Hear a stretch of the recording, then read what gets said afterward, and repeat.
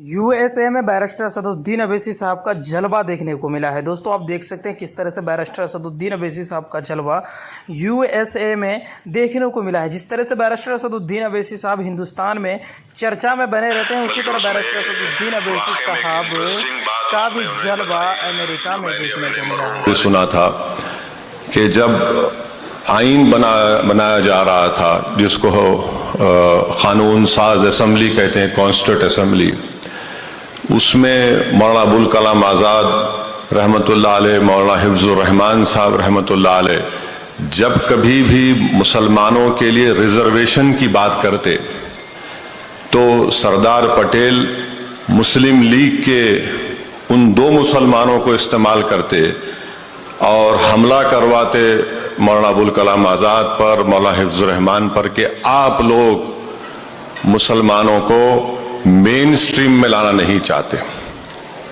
और उस वक्त की कॉन्स्टिट्यूंट असेंबली में ये बात भी कही गई थी कि अब आपको अपनी शनाख्त को, इन तमाम चीज़ों को छोड़ना पड़ेगा।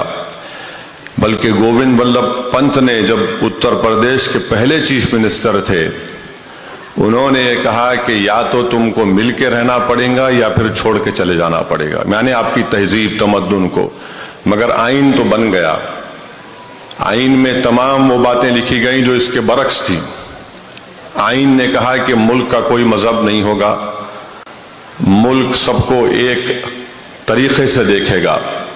मगर जो सिलसिला शुरू हुआ, आज हम इस मुकाम पर पहुंच चुके हैं कि आज बरसर इख्तिदार जमात बीजेपी के पास 306 एमपी जरूर हैं, मगर उसमें एक भी मुसलमान नहीं है। आज उनके पास एक मुस्लिम मिनिस्टर नहीं है। आज भारत की लोकसभा में 14% मुस्लिम अक़लियत की आबादी है और सिर्फ मेरे ख्याल से 4.5 या 5% के करीब मुस्लिम एमपीज जीत कर आते हैं। उन तमाम 22 या 23 मुस्लिम एमपीज में से सिर्फ 2 ऐसे एमपीज हैं जो उन लोकसभा की कॉन्स्टिट्यूंसी से आते हैं जहां पर मुसलमान 12 या 15% हैं। एक तो गाजीपुर के अंसारी साहब, जिनको अब सजा दे दी गई, उनकी मेंबरशिप चले गई।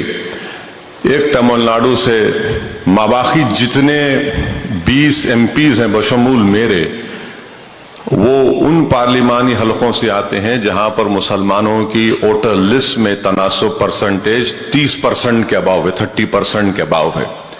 तो इसमें कोई इन सेकुलर पार्टीज का, जिसको मैं नाम निहाद कहता हूं, इनका कोई बहुत बड़ा रोल रहा है।